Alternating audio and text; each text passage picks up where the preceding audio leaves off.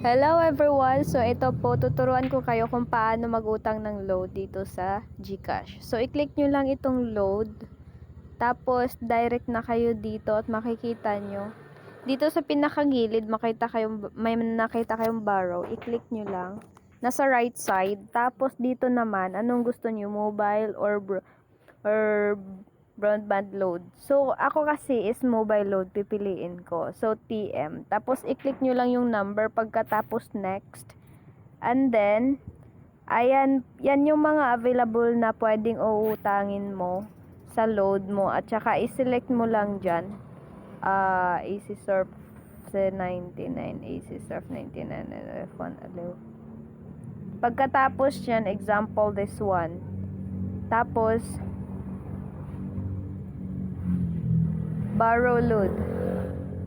After that, mapunta kayo dito. Ayan.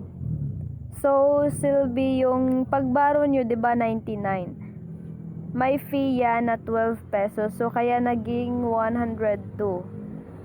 Tapos, i-click nyo lang sa baba. May nakita kayo, I agree to this disclosure. Pero kung ayaw nyo naman, wag nyo na ipapatuloy.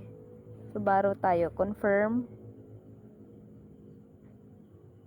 So, ayan, tapos na po yung pagbaro natin. Thank you for watching.